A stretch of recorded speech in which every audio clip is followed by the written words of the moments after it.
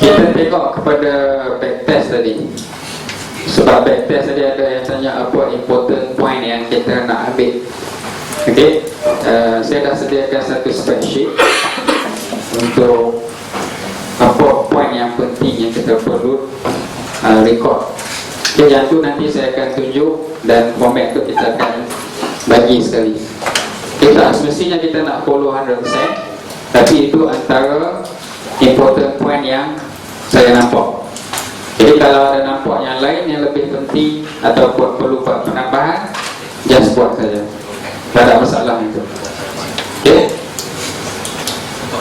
Jadi jadi kita ada lagi beberapa modul yang kita kena completekan. Sebab besok kita ada live trade. Sebab bila hari live trade ni selalunya fokus kepada benda-benda lain ni, dia kurang sikit. Dia duk tunggu nak entry. Itu yang lepas-lepas lah. Tapi sebagaimana yang saya cakap sebelum ni, sebelah pagi market selalunya agak slow.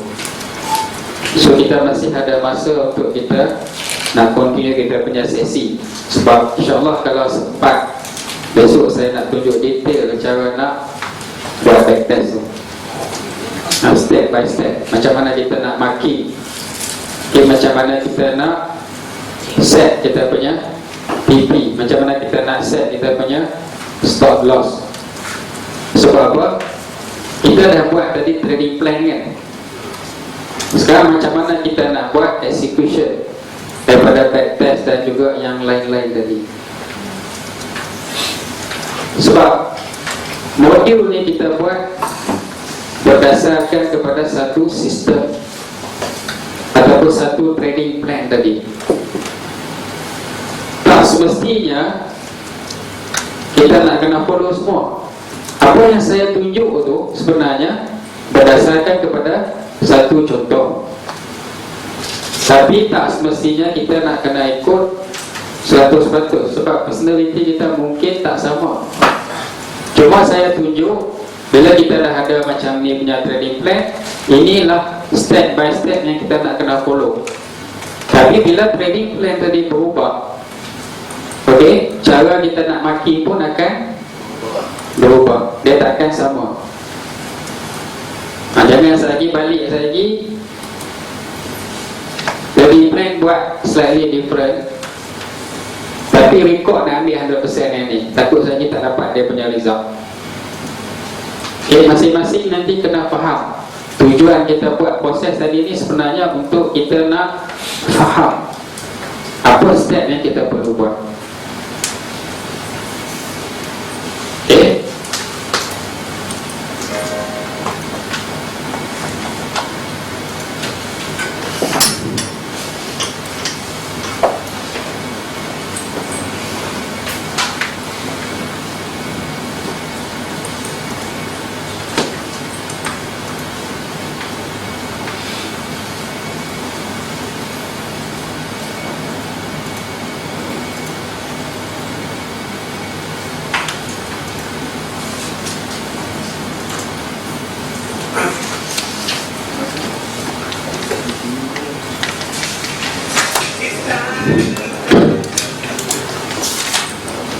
So, ada yang tanya tadi, mana lebih bagus, backtest ataupun simulator? Sebenarnya dua-dua ada tujuan yang berbeza. Okay, kalau kita nak gunakan simulator untuk ambil statistik, mungkin akan ada masalah sikit. Sebab masa tu nak habiskan 12 bulan mungkin agak panjang. So, kita akan gunakan backtest untuk kita dapatkan statistik. Okey, dan untuk kita dapatkan kefahaman. Walaupun backtest ni chart yang dah jadi, kita tetap akan ambil bila kita ada setup. Cuma satu kena ingat, jangan tertipu dengan backtest. Sebab bila kita akan fokus kepada sesuatu setup yang menjadi sahaja, kadang-kadang kita akan ignore setup yang tak menjadi. Padahal Kalau masuk balik dalam statistik win-loss, mungkin satu yang tertinggal tadi akan effect kita punya percentage. Sama tadi masa kita buat statistik untuk kelas tadi kan, bila satu missing dia akan jadi lain tu lah. Itu sama juga dalam backtest. Sebab yang penting sekarang ni kita dah ada setup. So kita nak trace balik yang setup tadi wujud, kita masukkan yang tu sebagai satu setup. Dia menjadi ataupun stop loss, kita tetap akan ambil sebagai satu setup. So kena careful dekat sini, buat kadang-kadang kita terlepas pandang. Sebab kita cuma nak fokus kepada yang menjadi sahaja. Sebab tu kadang-kadang kita tak dapat accurate result. Okay, so di sini kita tengok backtest untuk dapat kefahaman dan dapatkan statistik. Simulator pula untuk kita nak uji kefahaman. Backtest benda dah ada, cak dah nampak kan. Tapi simulator dia berhenti takat tu je. Contoh kita ambil date start daripada 1/1 tahun 2015. Cak 1/1 tak ada. So dia akan mula jalan candle by candle. Bila ada setup, kita just stop. Lepas tu kita mati. Okay, kalau multi time frame punya simulator, kita boleh masuk position. So bila kita buat practice dia tadi, kita akan lebih faham. Dan sebenarnya kita menguji kefahaman kita tadi. Okay, backtest setup dah wujud, so kita entry di simulator. Lepas tu kita tengok result dia sama ada kena TP ataupun kena stop loss. Itu different simulator, dan simulator sebenarnya banyak membantu saya untuk memahami BBMA. Memang dia bantu saya sangat banyak. Okay, kalau simulator ni kalau nak beli, sebenarnya sekarang ni dia dah charge $97. Dulu free. Bila saya dah dapat benefit, saya minta dalam grup tadi semua start guna simulator. Masa tu dalam grup ada lebih kurang dalam 700 atau 800 orang macam tu. Bila semua start download, mungkin owner dia tengok benda ni memang kalau jual tu laku kan, dia pun start charge $97. Tapi sekarang ada hamba Allah yang tolong crack, so boleh dapat dan gunakan benda tu free lah. Okay, so nanti ambil dalam grup, install dan kita run untuk gunaan sendiri lah. Okay, sebab simulator ni banyak membantu saya dalam menajamkan saya punya skill. Sebab simulator ni kalau candle M15, dia berat laju. Kalau kita demo, kalau M15 nak kena tunggu 15 minit kan. Tapi simulator tadi dia laju. Kadang-kadang 24 jam punya, depend dengan market, 24 jam punya candle boleh habis dalam masa sejam lebih macam tu je. Jadi mana yang kita tengok tak ada setup, kita just percepatkan dia punya speed. Lepas tu dekat nak sampai, kita slow down balik biar terbentuk step by step. Okay, nanti kita akan tunjuk nanti. So beza backtest dengan simulator. Backtest tadi kita chart semua dah terbentuk, simulator tak ada chart ke hadapan. Dan kita akan entry bila kita ada setup saja. Benda tu macam live juga lah. Cuba benda ni kita menggunakan software simulator. Jadi cara marking nanti saya akan tunjuk macam mana cara kita nak marking untuk backtest. Sebab sebelum kita nak move ke yang seterusnya,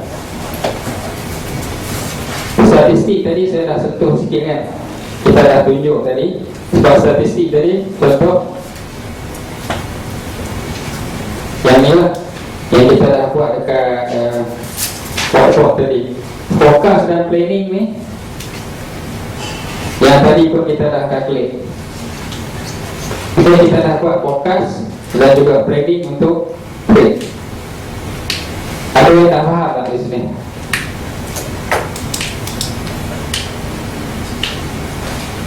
Okay, jadi kita ambil net point lah. Tapi kalau kita ambil risk tadi yang kita calculate, sama juga lah.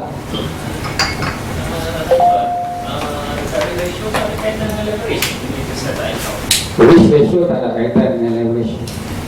Tak ada kaitan. Leverage ni dia berkaitan dengan MC dan juga stock out, dengan margin yang digunakan.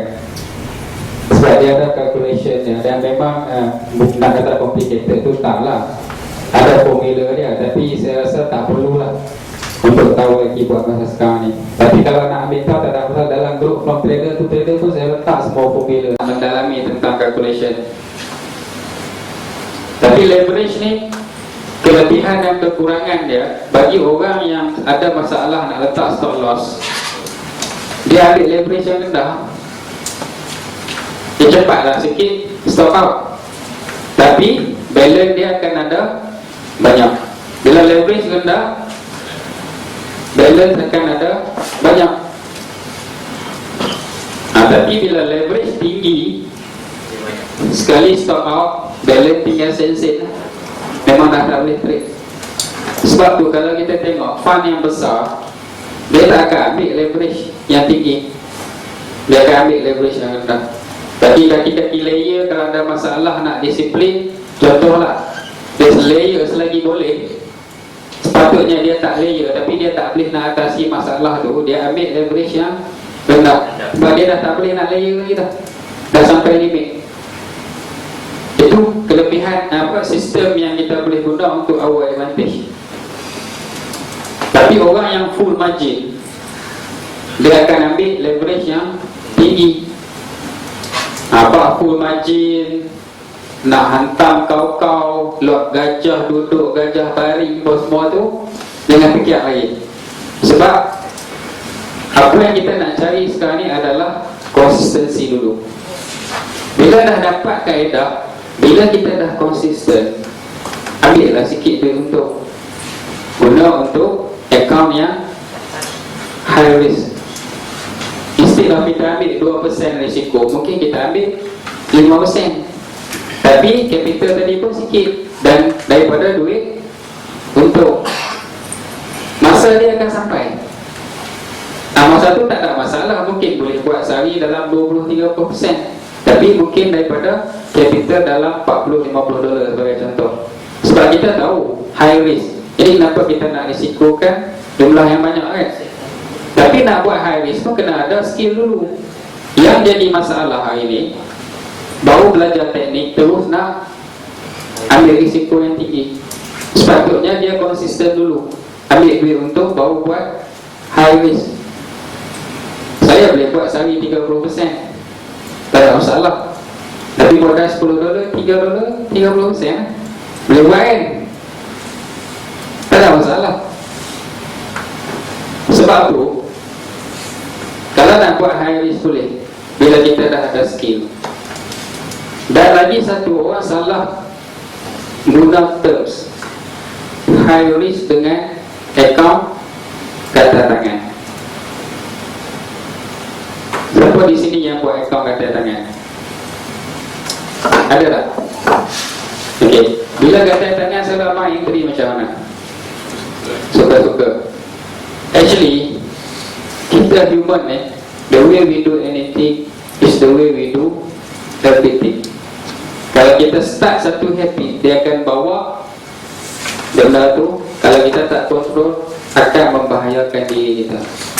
So kita tukar daripada account kata tangan kepada account high risk. Kita jangan kompromi tentang setup, cuma kita tinggikan risiko, tapi kita ambil daripada duit untuk. Sebab bila sebut kata tangan, kita mula masuk tak ikut setup. Bila kita dah start macam tu, dia akan jadi habit. So elakkan account kata tangan, tukar kepada account high risk. Sebab terms ni pun kadang-kadang mainkan peranan. Tak sebut kata tangan kan, kita nak entry selalu. Saya sampai satu tahap saya nak disiplinkan diri untuk mengelakkan daripada overtrade. Saya buang kerusi daripada saya punya meja. Bukan letak sebelah lah, buang terus, buang keluar. Bukan untuk sehari, 3 minggu. Jadi dalam tempoh 3 minggu tadi, sebab kita tahu kita ada masalah, bila duduk tadi kita akan pula nak entry ya. So bila buang kerusi, ialah hari pertama memang pulang pergi yang duduk tinggung nak juga 3-4 hari dia tak larat dah letih. Bila dah letih dia punya frekuensi pun semakin kurang. Bila semakin kurang, lama-kelamaan akan jadi habit. Itu cara untuk kita nak bentuk diri kita. Masing-masing ada kaedah masing-masing. Perlu, kalau perlu buat saja kita boleh bentuk disiplin kita. Okey, itu berkenaan dengan high risk. Ini anjuran yang tadi kita dah sentuh. Okey, sebelum kita masuk ke next demo account ataupun yang lain, saya nak sentuh satu bab yang memang kritikal. Okey, berkenaan dengan risk management. Okey, tadi ada yang tanya betul-betul perlu ke stop loss? Bagi saya ya, memang perlu. Sebab dalam trading ni sebenarnya macam mana kita nak protect kita punya capital. Bila kita boleh protect kita punya capital, insyaAllah kita boleh start generate profit. Berapa orang dekat sini yang ambil risiko yang lebih daripada 10% per trade? Ada tak? Tak ada? Ada. Tapi akaun, adakah akaun besar ataupun akaun yang kecil? Akaun kecil. Okey, sebab percentage tadi, sebab benda ni subjektif. Ada setengah orang $100 dia rasa kecil, sebab individu tak sama. Ada orang $50 dia rasa terlalu besar, $10 mungkin dia rasa terlalu besar. Tapi setengah orang yang ada duit, mungkin $500 bagi dia kecil. Jadi kita tak boleh nak determine. So yang tu kita kena decide sendiri level risiko tadi. Tapi yang penting adalah kita nak kontrol kita punya risk. Sebab dalam trading selalunya bila kita nak masuk pos, kita akan masuk pos, kalau boleh kita nak masuk besar kan? Sebab kita nak untuk besar. Ada siapa-siapa di sini yang masuk tu nak rugi lah? Ada tak? Ada tak yang trade kan? Tapi bukan kita yang kontrol market. So kita kena kontrol kita punya risk. So dalam kita nak kontrol kita punya risk tadi, kita kena tengok kemampuan kita untuk loss tadi di tahap mana. Sebab apa penting dalam trading ni kita nak tengok risiko dulu? Sebab ada hari kita akan salah. Tapi bila kita salah, kita cuma hilang setakat yang kita dah rancang. Kalau tadi kita ambil risiko 2% per trade kan, kalau sebulan ada 8 trade, maksimum kena stop loss habis, kita habis berapa? 16% kan. Kita masih ada lagi 84% untuk kita nak recover. Tapi takkan sebulan semua nak kena stop loss. Okey, untuk mudah kita nak faham tentang risk management, hari ni saya nak suruh kupas buah. Okey, kupas yang ni saya akan bagi 100, yang ni saya bagi 50, yang ni 20, 10, yang ni RM5. Kerja yang sama. Nak yang mana? 100 kan? Paling tinggi kan? Semua orang nampak yang ni paling tinggi, betul tak? Dan memang dia tinggi pun. Kalau nak banding dengan RM5, itu yang terjadi dalam trading. Kita nampak reward yang besar. Tapi kalau saya kata saya nak suruh kupas buah apple ni, saya bagi RM5, tapi kamu guna pisau untuk kupas buah. Dengan saya bagi RM10, tapi kupas dengan menggunakan pisau untuk sapu jam. Antara dua ni, mana yang kita nak pilih? RM5. Ini 10 ni. Nah ini ya. Sebab apa? Senang. Okay lah, tak nak ini terletak sebelah. Sekarang kita ambil ganjaran RM5 dengan RM20. Yang RM20 ini menggunakan pisaunya 10 sen. Nak yang mana? RM5 ataupun 20? 20. Tapi yang guna tangan kanan, tolong guna tangan kiri. Nak yang mana sekarang? RM5 kan? Ini boleh guna tangan kanan, tak ada masalah. So sekarang nak yang mana? Balik kepada RM5. Okey lah, saya buat offer yang lebih baik. Yang ni RM5 dengan 50. Nak yang mana? 50 ke RM5? Tapi yang ni menggunakan razor blade. Yang mana nak? RM5. Itu tangan lagi. Ada setengah dah mula goyang dah. Nak RM5 ke nak yang 50 ni? Bukan razor blade dah tapi RM5 lagi. Tapi ada setengah dah mula nampak ni kan. Berani ambil risiko tak? Terdesak boleh je. Kalau terdesak boleh je. Kalau terdesak boleh je. Tapi menggunakan tangan kiri. So mana nak pilih sekarang? RM5. Sebab apa yang ni berisiko kan? Okey, tak apa.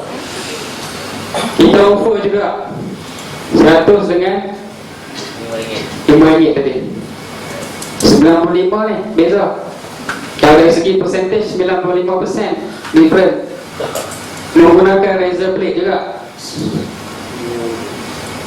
Tapi yang ni tangan kiri yang tolong pegangnya kawan.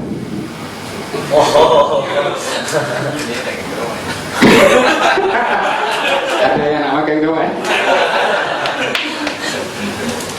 Nampak? Risiko dia lebih tinggi.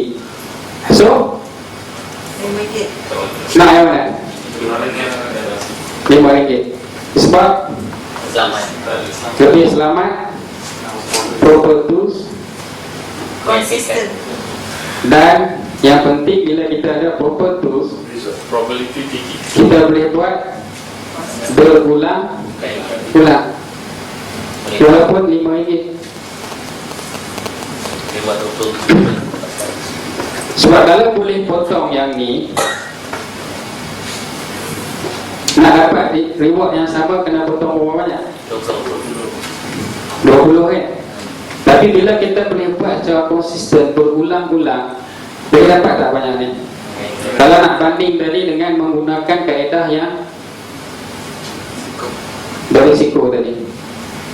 Ini bukan bayar kepada orang yang potong, tapi bayar kepada orang yang pegang tu. So nampak tak? So kenapa kita nak cari kaedah yang berisiko? Padahal kalau kita pilih proper tools untuk buat kerja ni, kita boleh buat secara berulang-ulang. Sama juga dalam trading tadi, kalau kita buat satu sistem yang kita boleh repeat benda tu day in day out, setiap hari, setiap minggu dan setiap bulan, kita boleh dapat juga ganjaran yang sama kan? Betul tak? So sekarang adakah kita masih memilih RM5? Masih ya. Okey, kalau kita masih memilih RM5, bermakna kita nak bentuk satu sistem dalam trading. Sebab kita ada proper tools, kita ada proper sistem untuk generate profit, bentuk untuk jangka masa yang panjang.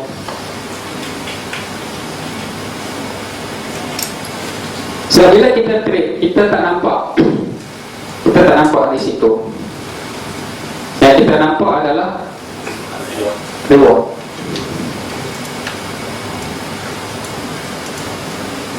So nanti bila nak masuk trade, ingatlah contoh buah apple dengan ganjaran ni. So sekarang apa yang kita perlu buat adalah kita nak kena bentuk satu sistem yang selamat untuk kita trade dan yang kita boleh gunakan berulang kali. Siapa yang nak bentuk sistem tu adalah diri kita sendiri. Saya cuma boleh tunjuk jalan, saya tunjuk apa yang saya buat. Tak semestinya kamu ikut, tapi step dia boleh ikut. Okay, so faham tentang risk reward kan? Faham. Nampak? Okay, sekarang kita dah nampak risk dan juga reward. Sebab benda ni saya kena sentuh awal. Esok masuk live trade, mata duk tengok graf kan. Lepas tu duk tunggu bawa entry lagi. Kalau bawa entry semua nak entry. Itu memang yang terjadi sebelum ni lah. Saya masa tu saya guna satu SOP yang H4. SOP ni lah. Dalam room semua entry. Sebab dah ada setup. Saya ni duk tahan sebab saya tak sampai SOP saya ni. Semua orang lain dah entry dah. Ibarat macam saya ni berpuasa, yang lain tak puasa duk makan ais krim depan saya. Terpaksa tahan. Memang saya tak buat profit, yang lain buat profit. Tapi saya dapat dari segi disiplin, saya boleh tahan diri saya. Itu adalah yang saya dapat. Jadi memang susah. Sebab nak bentuk sistem tu satu masalah. Lepas dah ada sistem, nak ikut, nak implement tadi. Di sini nampak tak? Kita kena settle satu demi satu. Dia tak boleh nak buat serentak semua. Okay, sebab bila kita boleh buat satu demi satu, insyaAllah dia akan slowly, dia akan bentuk proper system tadi. So bila dah ada proper system, macam cerita pipeline story semalam, kita cuma buka pipe untuk dapatkan air tadi. Okay. So ada beberapa soalan.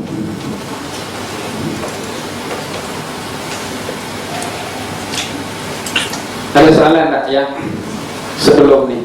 Ataupun mungkin baru teringat yang kita cakap pasal tengah hari tadi ke? Atau nak berbalik kepada yang mana yang kita cakap semalam ke? Tak ada, kita proceed. Berapa orang dekat sini yang trade demo dulu? Tak ramai. Yang lain terus ke live? Ada yang live terus tak? Ada? Biasalah, itu memang ada. Okay. So sekarang kita dah develop satu trading system.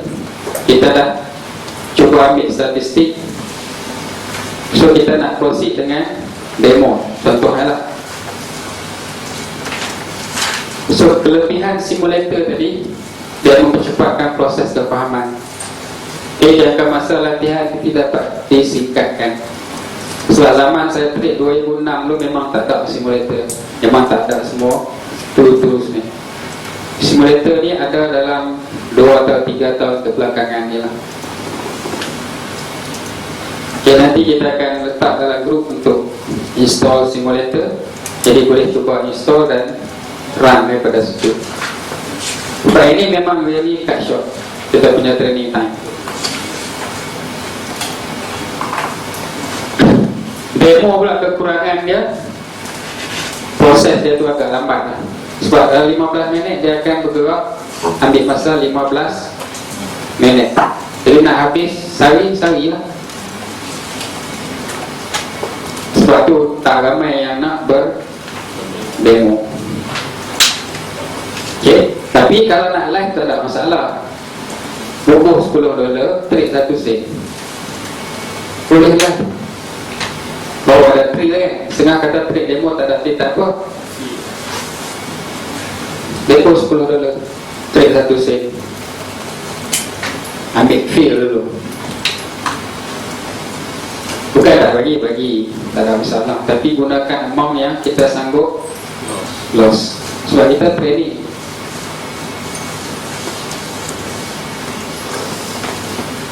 Okey, backtest tadi untuk kita nak faham setup, simulator untuk kita nak uji kefahaman kita.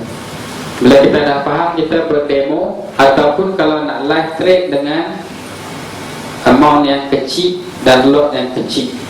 Okey, dia untuk uji kesabaran dan juga disiplin kita. Sebab kalau skip faham ni, kita mungkin akan jadi Bruno. Ya, kita mungkin akan jadi Bruno. Sampai satu tahap kita dapat hasil ya, tapi tak konsisten. So berapa lama nak berdemo bergantung kepada individu. Demo tadi slash live dengan akaun yang kecil lah. Mungkin akaun sen. Kalau nak bagi nampak banyak tu, buka akaun sen, $10 jadi 1,000 sen. Nampak besar lah kan? Tapi dari segi value dia memang kecil.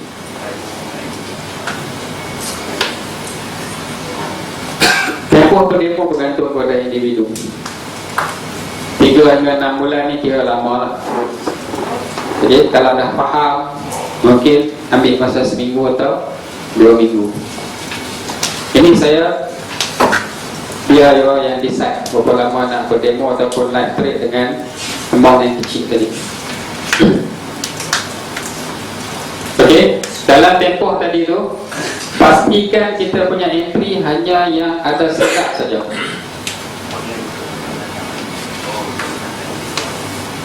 Boleh tak? Dalam tempoh tadi tu ada setup baru masuk. Sebab kita nak latih kita punya disiplin. Tak ada setup jangan masuk. Ada setup baru masuk. Tak ada setup boleh masuk. Masuk tidur. Jangan masuk pos. Okey, dan lagi satu yang saya nak ingatkan lah, bagi especially yang bekerja lah. Okay, kalau boleh elakkan daripada trade masa kita bekerja. Sebab kita mencari keberkatan. Amanah kita kepada majikan kita dibayar gaji tadi tu. Jangan kita, minta maaf saya bukan nak bagi sebab kuasa, tapi ini realiti. Sebab kita kadang-kadang mungkin ini penyebab kenapa kita tak boleh capai apa yang kita nak tadi. Sebab kalau kita nak ikut setup tadi, kita tak perlu trade tiap hari pun. Kalau 4 jam tadi, mungkin kita jeli ni tak ada apa. Lagi balik baru kita tengok balik. Sebab kita mencari keberkatan tadi. Okey, sebab kita boleh entry masalah lain pun. Okey, so tunggu setup.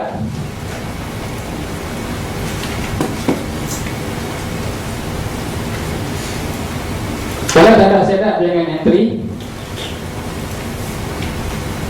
Tapi kalau entry juga, ini baru kita ada masalah disiplin. Sekarang baru clearkan masalah kita adalah tadi kita assume kata kita ada masalah disiplin, tapi tak semestinya itu kita punya punca. Sekarang kita dah ada SOP kan, kita entry tapi tak ada setup, kita entry. Itu masalah disiplin. Kalau kita bagi kita saya tak tahu lagi, tapi kita buat salah faham juga, so mungkin disiplin juga. Okey, kembali kepada SOP. SOP tak semestinya kita ada satu. SOP boleh ada 2, boleh ada 3 yang kita faham. Tapi untuk permulaan ambil satu dulu. Okey, latih. Sebab tu tadi Bruce Lee tadi fokus pada satu benda dulu. Berbalik kepada tadi abang kata kita yakin. Yakin tadi sebab apa? Berdasarkan apa? Adakah kita berdasarkan kepada statistik yang kita dah dapat untuk setup itu juga? Sebab kita bercerita tentang statistik tadi tu, nak ambil statistik berdasarkan kepada satu setup tau. Kalau kita buat SOP baru, kena buat pula the whole process again. Saya katalah entry tu, kita tahu setup entry. Kadang kita tak sure handle mana yang entry tu. Kita salah ambil yang kan. Lepas tu dia tak, sebab dia turun tapi dia naik. Tersalah ambil. Kalau tersalah tadi different lah. Sebab banyak mungkin dia Pemahaman lah. Pemahaman kita kurang. disiplin kan dia. Itu maknanya kita kurang faham lagi lah. Bukan masalah disiplin. Disiplin maknanya clear cut kita langgar. Clear cut kita langgar. Tapi kalau kurang faham ni berbalik kepada kefahaman kita. Okay? Katakan kita dah terlepas setup tu, hari baru terlepas tak? Mungkin dia dah naik dalam 10 pip lah. Kita nak masuk lagi ke walau macam kita dah target dia memang akan naik kan. So kita dah terlepas dalam 10 lagi, tapi kita punya stop loss akan jadi jauh sikit lah. Yes.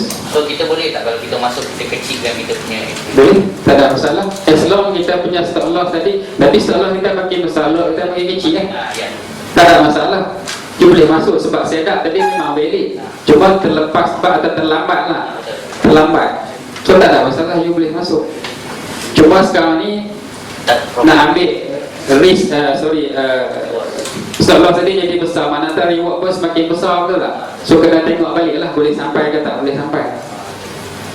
Kalau katakan kat situ kita tukar jadikan kita punya risk reward satu boleh ke? Boleh, tak ada masalah. Sebab tu benda ni, dalam trading ni kita tak boleh terlalu rigid sometimes. Kita kena ada toleransi juga berdasarkan kepada pengalaman tadi.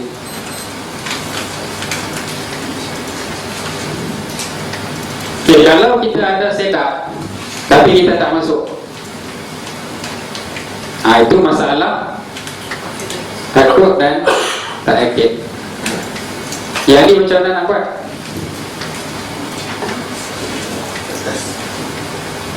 Okay, kalau kita dah backtest tapi bila masuk kepada trade kita tak berani masuk, so kita maknanya kita tak ada keyakinan kan. Sepatutnya kita kena masuk kan. Sebab backtest dah tunjuk statistik kita tadi. Sebab tu statistik jadi penting. Dengan statistik tadi kita akan lebih yakin. Tak apalah, statistik dah tunjuk memang akan ada hari loss, aku masuklah. Nak buang rasa takut tadi tu ataupun kurang yakin tadi, cara tu je. Setup dah ada kan. Kalau time tak ada setup kita berani masuk. Takkan yang ada setup tak berani masuk? Kan yang tak ada setup kata ni masuk, yang ada setup was-was, masuk je. Kalau kena stop loss kita redha, sebab kita dah calculate dah tadi. Loss tadi kita dah calculate. Sebab dalam trading ni ada risiko yang kita boleh elakkan. Okay, completely kita boleh avoid. Okay, ada risiko yang kita kena terima. Sebab kita nak bertrading. Kalau kita tak berani ambil risiko langsung, kita tak boleh nak trade. Okay. Sebab dalam setiap bisnes memang akan ada risiko, kita tak boleh lari daripada situ.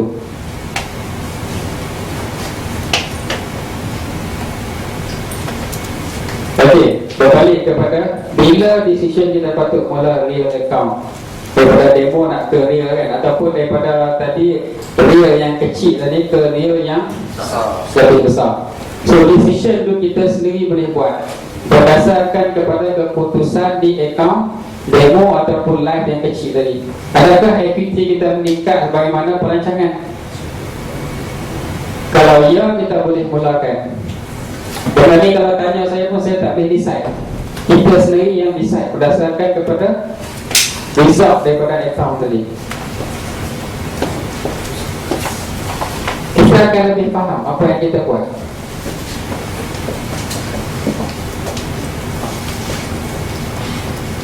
So advice saya, kalau ada banyak duit pun letak sebelah dulu.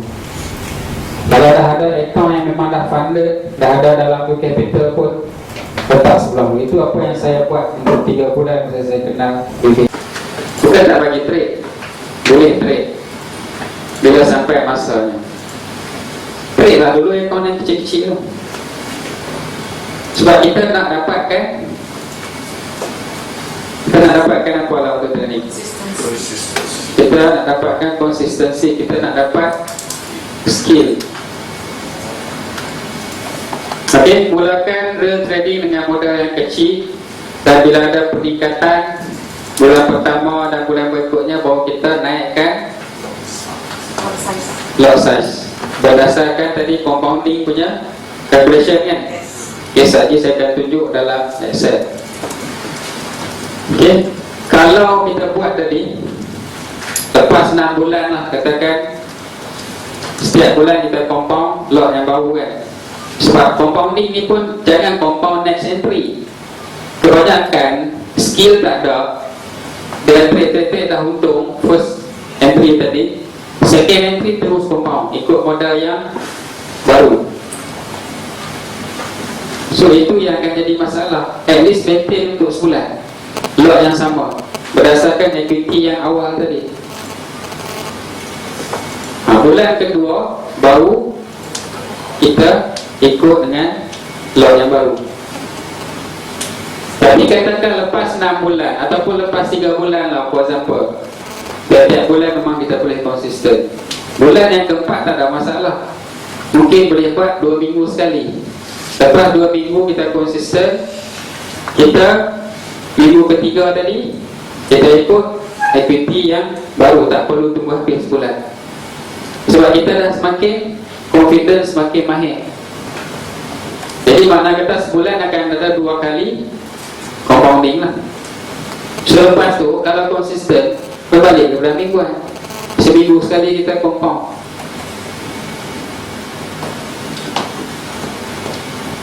Boleh ulang. Tak faham? Okey, tak faham saya tulis.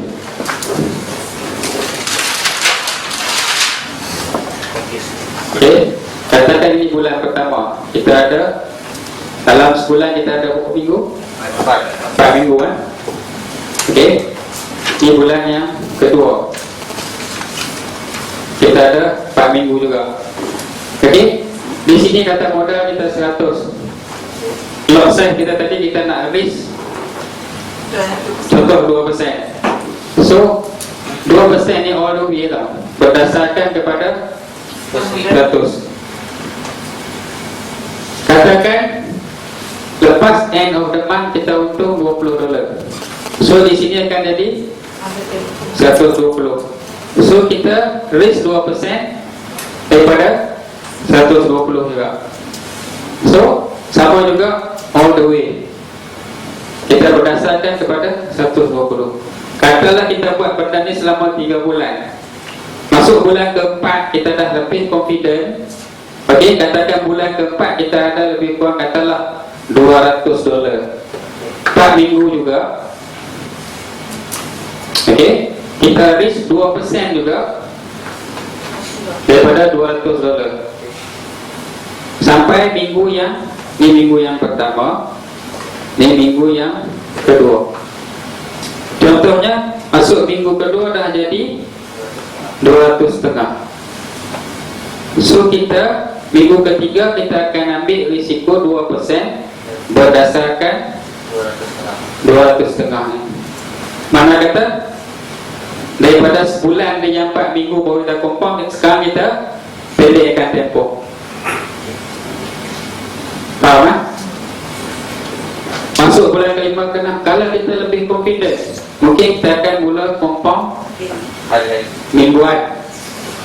Hari-hari boleh, sabar. Okay, kita dah confident kan? Masa ni lah kita bawa keluar sikit profit, buka satu account dengan amount yang kecil. Mungkin kita ambil risiko yang lebih tinggi. Instead of 2%, mungkin ambil 5% ataupun 10%. Tapi amount capital yang kita depo tadi mungkin kecil kan? $20-30 macam mana Nizam buat kan. Macam mana dia boleh buat $5 hari Isnin, hari Jumaat dia withdraw 100. Bukan terus dengan $5 dia enter $1, tak. Dia compound on entry. Hari pertama mungkin kecil, hari kedua dah capital dah bertambah. Jadi dia compound berdasarkan capital yang baru, tapi dia go through proses yang sama.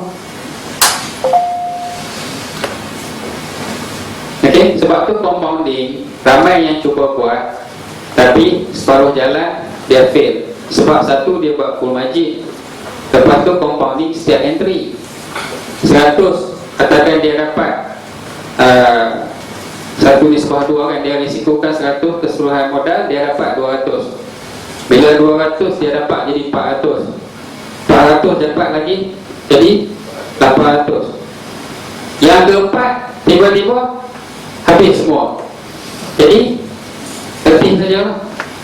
Sebab tu compound ni kita tak boleh ambil full margin, cuma boleh tinggikan risiko. Kalau full margin akibat dia macam tu lah. Kalau rekod dah naik 1,000-2,000, masuk entry yang naik satu loss, habis semua. Sayang lah kan. Kalau nak buat full margin, kita withdraw setiap entry, jangan simpan. Mula dengan amount yang baru.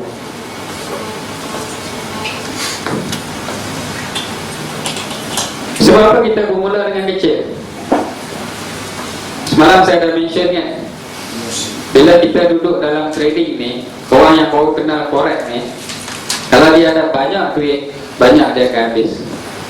Contoh dah banyak saya tengok. Kalau dia ada sikit, dia punya limitation pun memang terhad. So that's why letak dulu duit kita yang ada tadi, letak dulu sebelah, dapatkan skill dulu. Sebab kita akan melakukan banyak kesilapan, dan dalam proses itu juga kita nak kenal personality diri kita. Kita nak bina keyakinan dan juga skill kita. Dan juga dengan capital yang kecil, jadi kita boleh trade dalam keadaan yang santai, relax. Sebab satu jumlah yang kecil, so kita tak terlalu pressure. So kita mulakan dengan jumlah yang kita sanggup rugi. Itu rules dalam investment. Kita invest duit yang kita sanggup rugi. So sekarang kalau kita ada 1,000, berapa kita nak start? Contohlah kita sanggup rugi $1,000, berapa kita nak start? Nak depo macam mana?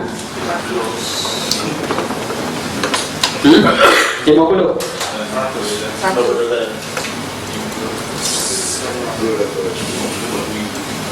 So kita ada 1,000.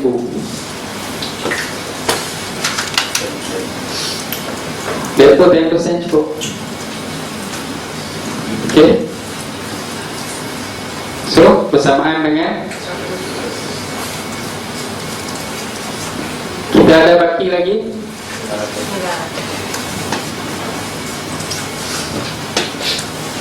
memang kita sanggup leburkan 1,000, tapi nak masuk 1,000 terus kan? Jangan ambil 10% dulu. Kalau jadi apa-apa pun kita ada lagi 90% baki untuk kita nak masuk second attempt, another 10%. Mungkin ada $100 daripada capital yang asal tadi. So manakah kita boleh trade banyak kali. Sebab kalau kita loss $100, manakah kita tak dapat skill lagi kan?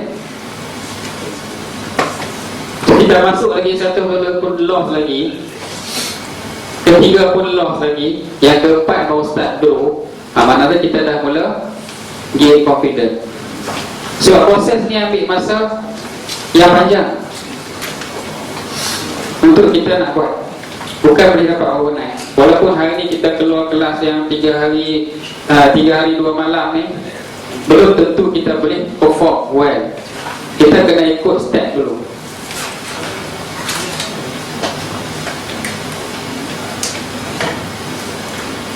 Okey, kemudian kita kena ada journal. Journal ni maksud kita record setiap kita punya entry tadi. Okey, sebab apa? Trading is probability kan. Sedah dah complete, kita pun masuk disiplin pun dah ikut, tapi kena stop loss. Kita boleh revisit balik. Sebab apa stop loss? Sedah semua dah complete. Check punya check. Finally kita tengok, ini memang aku terpaksa accept. Ini sebahagian daripada trading loss. Ataupun ada faktor lain, aku tak tengoklah ada news. Kita boleh remark, oh ada news yang kita overlook, patutnya kita tak entry. Contohlah, so kita dah ada satu sistem, kita dah journal. Sebab penting dalam apa-apa kita buat pun, kita kena ada PDCA, plan, do, check, act. Sebab setiap sesuatu yang kita rancang dari itu, bukan dia terus jadi, dia tak akan terus jadi. Dalam perjalanan tadi ada tuning yang kita kena buat.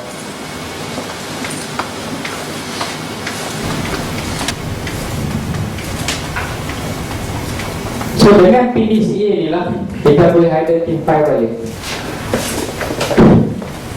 Kita boleh identify balik apa masalah. Abang dalam industri kita ada fishbone diagram yang Ichikawa.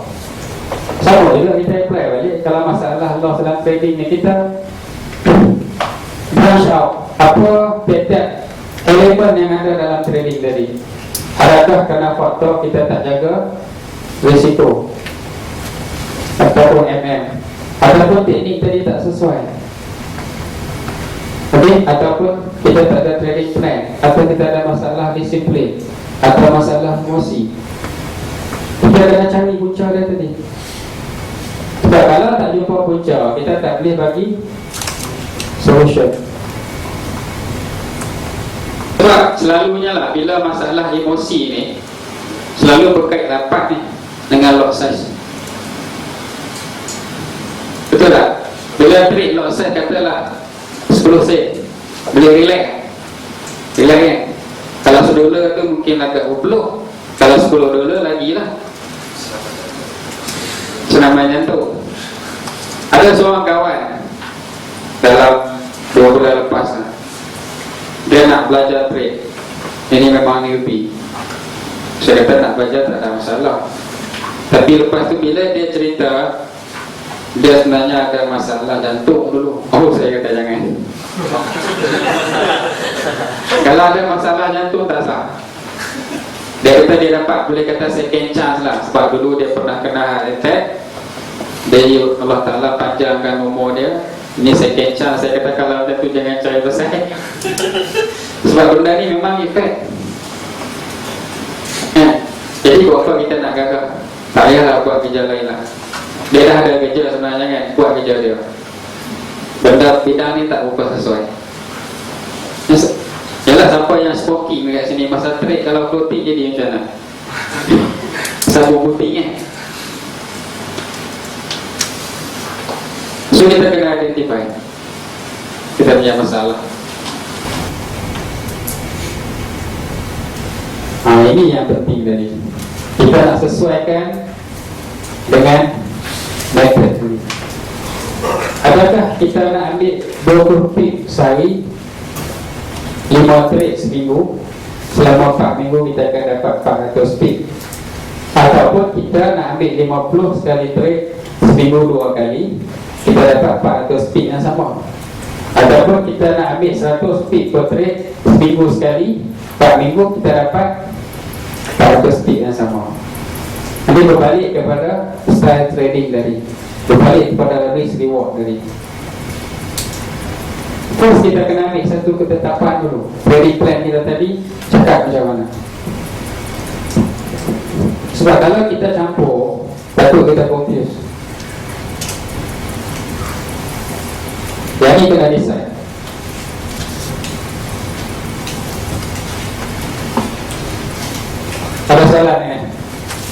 Faham kan? Ini contoh untuk 20 pip per entry. Okey, kita masuk re-entry juga. Stop loss kita sama juga di atas ni. Okey, di atas MA 10. Kita sell kat price ni. Okey, dia down sampai 120 pip kan. Okey, ini time frame H4. Tapi di time frame M15, nampak apa yang terjadi? Okey, arah yang di H4 kan, M15 arah sell, lepas tu dia buat retracement kan, lepas tu dia buat arah yang sell balik, betul tak? Di M15. Bila keluar arah yang baru kita entry ikut M15. Ini tak ada entry, tak ada exit ke apa. Ini cara yang paling simple. So, di situ kita boleh dapat tak 20 pip. Okay, soalan kita di sini tadi, entry di sini. Ini contoh. Ini dekat H4, tapi dekat M15 kita dapatkan 20 pip.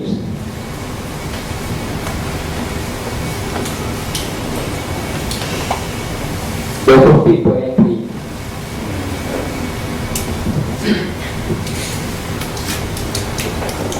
Ya. Kembali kepada yang ni tadi lah, 20 pip per entry ni kan. Mungkin kita enter tadi, mungkin risk reward satu nisbah satu sebagai contoh.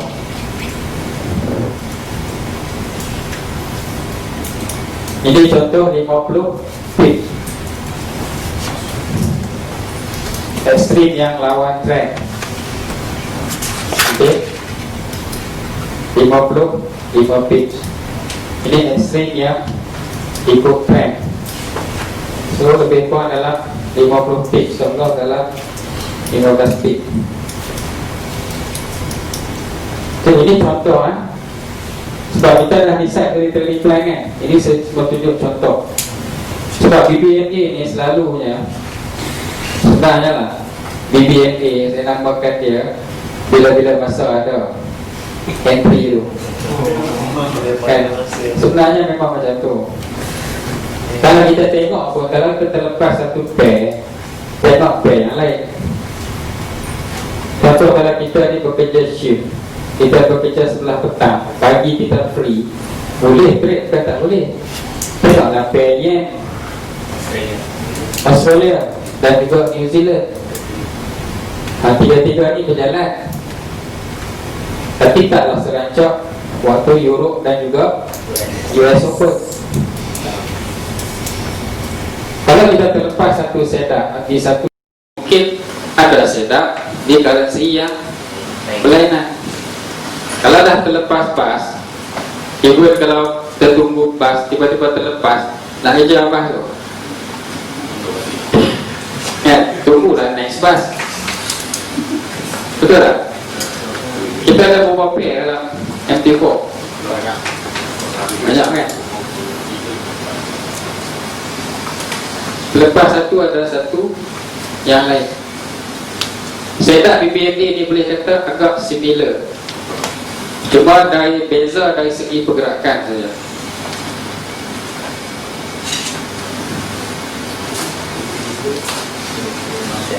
Okay, ini sebenarnya contoh untuk yang 100 pips tadi per week.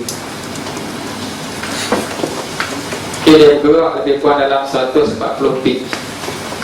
Stop loss lebih kurang dalam 25 pips. Semua pergerakan yang laju ni sebenarnya kalau kita tengok balik, yang dah lama trade lebih faham lagi lah, selalunya berlaku selepas pukul 3 Euro Open.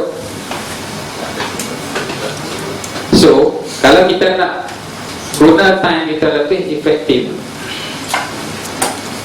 kita trade waktu yang lebih efektif. Sebab tu saya tak trade sangat belah pagi. Macam kata masuk pos positif 5, negatif 10, positif balik 10, negatif 5. Lepas tu tak larat lah, dapat 2 tutup. Tadi negatif kan. Lepas tutup kebetulan Euro open, jalan pergi ke TP. Mulalah nak kejar, dah terlepas tadi kan. Dia kejar kereta, kena naik masuk pai, retrace dah gaya dah jadi macam orang kata apa, gelabah. Dia tak boleh dia kena cut. Saya ingat cerita berhyper dengan ni lah. Dia tak boleh, kalau aku simpan lagi luka lagi banyak, cut bang. Lepas cut dia naik balik kejar agenda biasa lah. Kita pun memang buat benda tu dulu. Sekarang kita cuba disiplinkan diri. Kalau kita tengok calculation tadi pun, kalau sebulan 4 kali kita trade satu pair pun, kita ada result sebenarnya. Sikit dengan banyak saja. Saya tak BBB ni boleh kata tiap-tiap hari ada. Bang, katakan kalau kita dah kita ada 2 pair, kita masuk 2% kita dah risk dah 1 pair, lagi satu pun kita risk 2%. Berapa maksimum persen kita boleh risk untuk keseluruhan yang pada? Okey, keseluruhan tadi berbalik kepada kita punya jangan.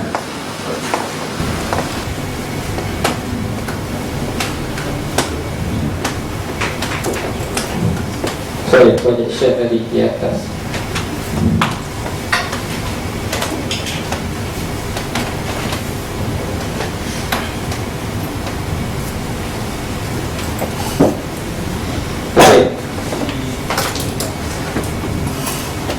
Jadi tadi kan, okay, kita habis lebih kurang 2% per entry. Okay, katakan kita nak risk keseluruhan 16% sebab kekerapan trade tadi tu. Nampak tak? Di sini modal kita 1000, kita target sebulan 10% return. Okey, jadi dengan result tadi kita boleh dapat lebih kurang dalam 10%. So kita perlu 20%. Jadi 200 kan. Bila 200 kita terpaksa trade 2 currency, sebab satu currency cuma boleh bagi 10%. So bila kita trade 2 currency, maksudnya kita kena entry, okey, 8 kali kan. Bila 8 kali, sekali kita entry kita risk 2%. Maksudnya kita risikokan keseluruhan adalah sebanyak 16%. Itu tadi.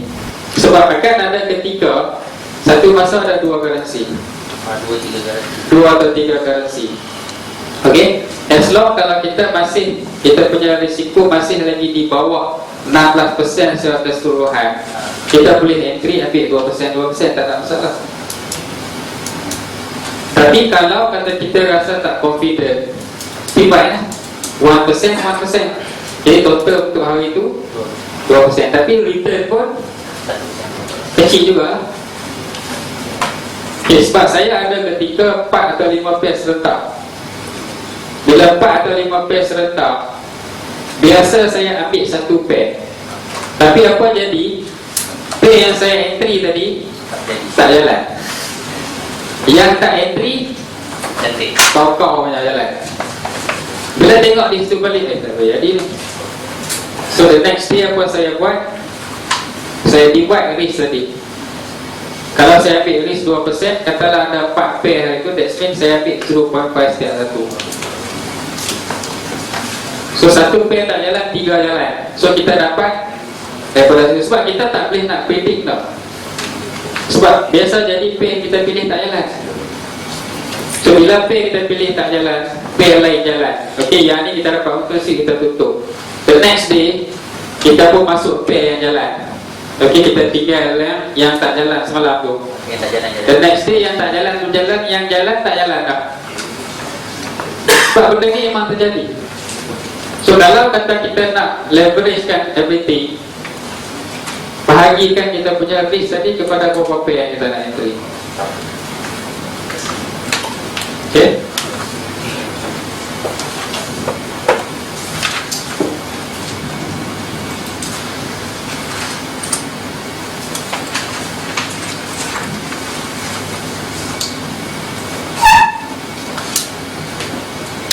long term projection. Ini penting. Sebelum tu, ada apa soalan tak? Yang lain tadi.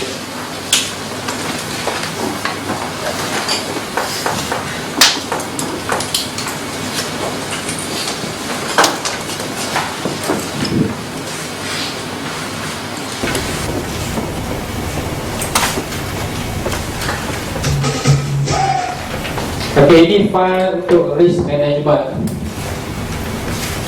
Yang ni kita cuma pilih di ruangan yang hijau.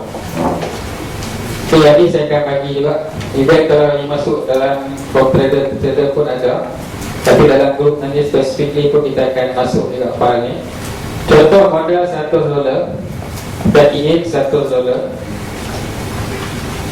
Okey, kita nak ambil ratio risk reward 1:2, kita kira 2. Kemudian kita kira berapa persen kita sanggup rugi per trade. Contohnya 2%.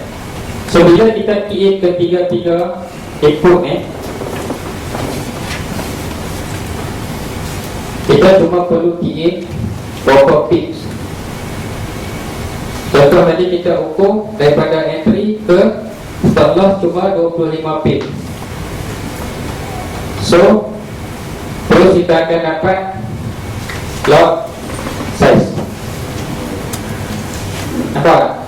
Jadi tak perlu kira manual. Jadi saya dah buat yang ni.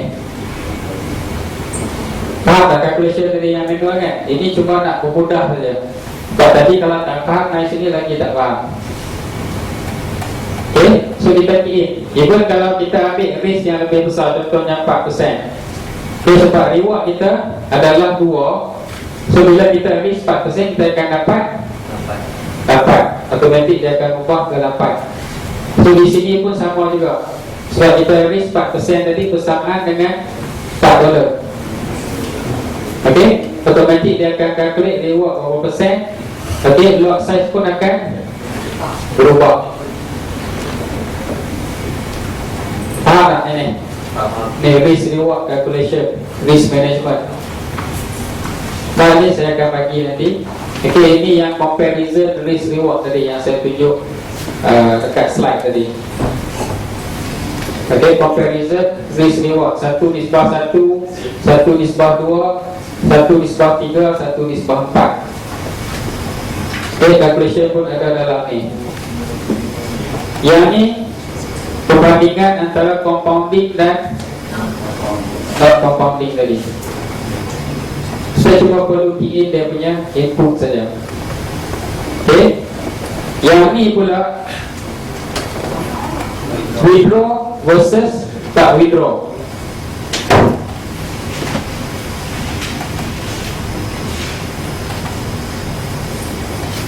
Okay. Kita cuma nak tengok kalau kata kita tak withdraw, kita compound, apa jadi? Kalau kita withdraw, apa jadi? Memang kalau tengok 1-2 entry memang kita tak nampak beza. Bagi contoh lah. Okay. Ini untuk account yang kita withdraw. Okay, modal 1,000. Katalah kita punya performance 20% sebulan. Okay, kita withdraw 50%. Kalau boleh dah cakap kan, untuk nak kembangkan modal kita withdraw separuh lagi untuk kita nak kembangkan modal. Okay, yang ini pula kita tak withdraw langsung.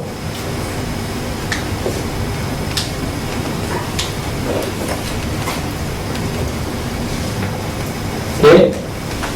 Kalau tengok kebiasaan keseluruhan adalah kita withdraw semua yang kita untuk setiap bulan kita withdraw.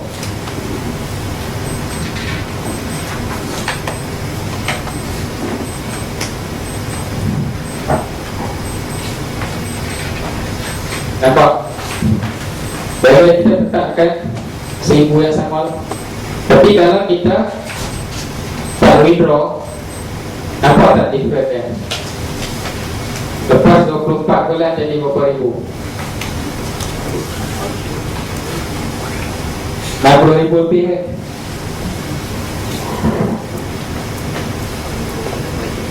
Okay. Tapi untuk kita punya planning, kita nak withdraw separuh. Okay. Separuh untuk kita nak compound kita punya capital. Boleh buat tak? Ambil gaji. Ini tak withdraw langsung. Okay. 66,000. Yang ini tadi perbandingan.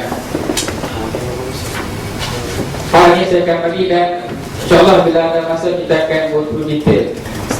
Okay, sebab perancangan tadi dia bersangkutan dengan vision kita. Okay, dan lagi satu yang saya nak tunjuk. Ini data untuk backtest. Okay, untuk tempoh 30 bulan tadi. Nampak? EU, GU, AU, NU, EJ, UFEC, UCHF dan juga UJ. Dapat pair yang saya pair. Okay. Data tu ada dalam ni 2,184 beda arah. Boleh buat? Mulakan dengan sikit dulu sebab nak dapat kefahaman.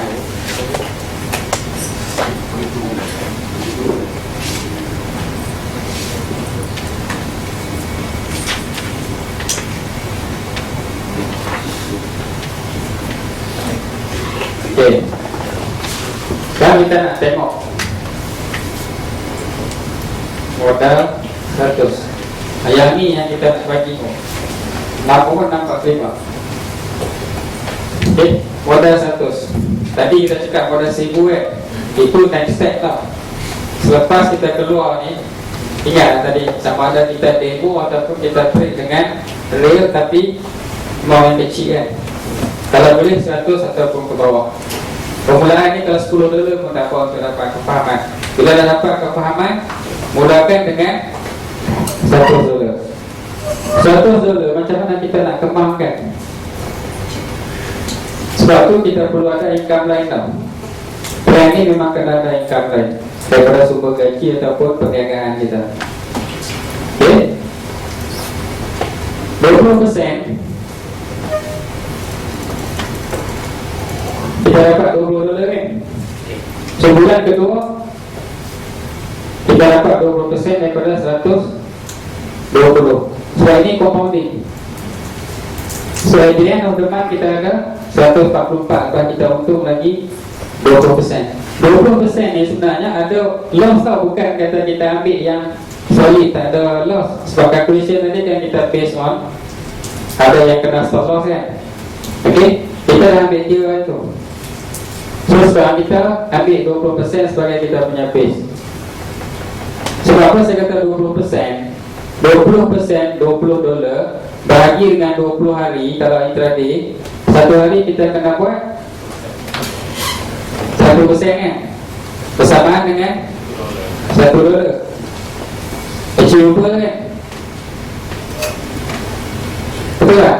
Boleh buat. Sebab tu saya yakin semua orang boleh buat.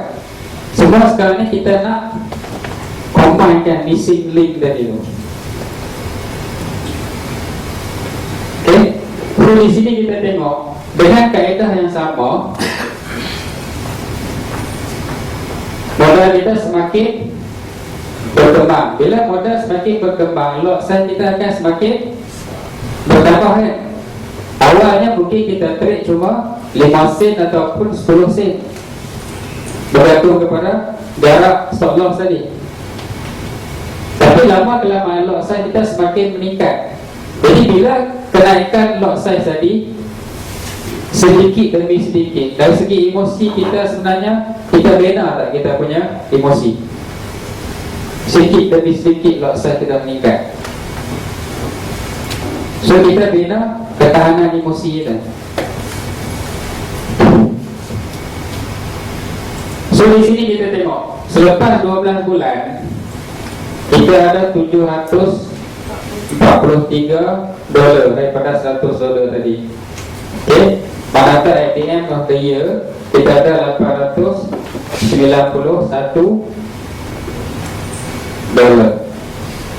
So peningkatan adalah sebanyak lebih kurang dalam 800%. Kalau kita tengok dari tanpa, kalau sebulan kita dapat 20%, 12 bulan kita dapat berapa? 240% ya. Tapi kenapa sekarang peningkatan adalah sebanyak lebih kurang dalam 800%? Berapa tu? 891. Okay, that means 891%.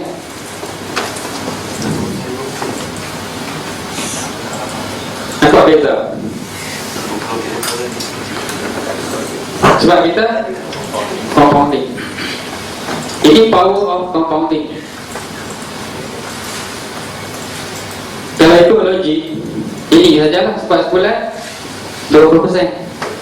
Tapi bila kita compound, kita dapat lebih kurang dalam 3 lebih kali ganda daripada yang tak compound tadi. Itu kita tengok untuk tempoh 12 bulan. Kalau tempohnya panjang lagi,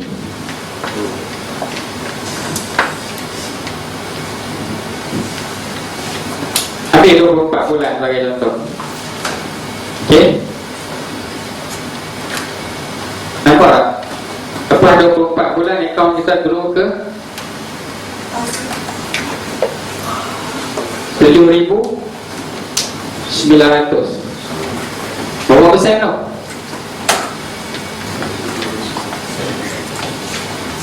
Berapa persen? 7,000% kan? Yes. 7,900% pada tahun kedua. Kalau nak banding dengan tanpa compound ni, kita akan dapat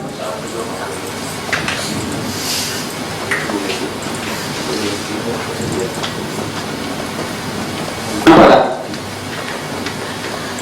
So sebab tu kita nak plan untuk long term. Okey, dengan RM7,900 modal kita terkumpul, kalau kita maintain sebulan 10%, bersamaan dengan lebih kurang dalam 790. Kalau 20%, okay, lebih kurang dalam 1,500 USD. Kalau kali balik dengan 3.5, ambil rendah lah 3.5, berapa? 1,500 kali 3.5, lebih kurang RM5,000.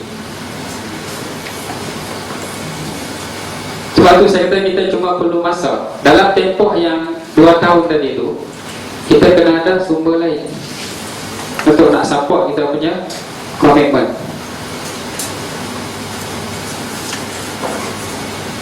Sanggup tak nak tunggu 2 tahun? Sanggup tak? Especially yang muda-muda ni lah. Boleh tunggu ke? Tak tunggu pun. Kalau 2 tahun yang lepas tu sampai hari ni dah 2 tahun juga. Sekarang pun dah bulan 8 kan? Bulan 8 dah lebih daripada setengah tahun dah.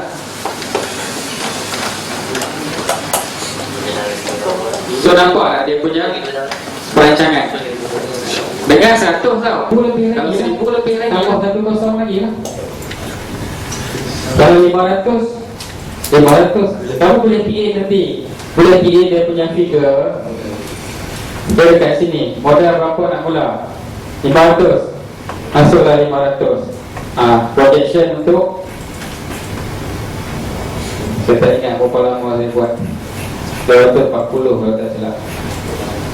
Kurang 240. Ini dah jadi juta-juta. Saya tengoklah malam situ tak tengok lah. Tapi nampak tak? Kalau setahun pun 500, kalau setahun dah jadi lebih kurang dalam 4,000 lebih.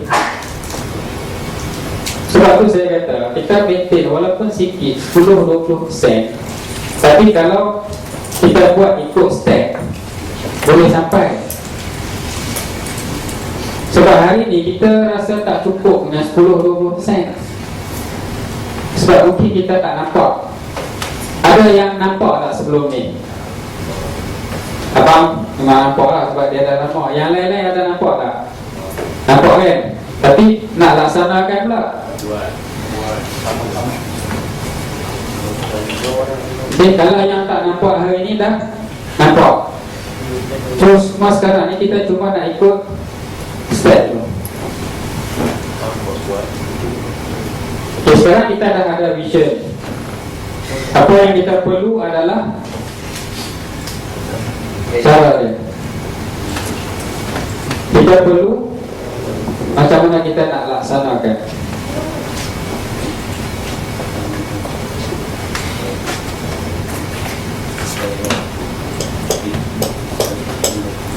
Okey, sanggup tak kita tunggu sekarang ni 2 tahun? 2 tahun 3 bulan. Majoriti tadi bawah 30 kan. Kalau tunggu 2 tahun pun tak sampai umur 30 lagi. Kami yang dah 40 ni memanglah, tapi tak sampai 50 lagi.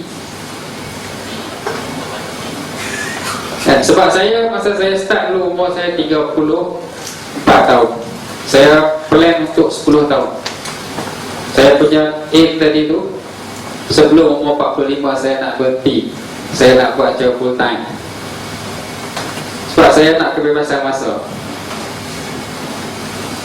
Panjang tu. Bila saya cakap dengan kawan-kawan tu, 10 tahun tak payah.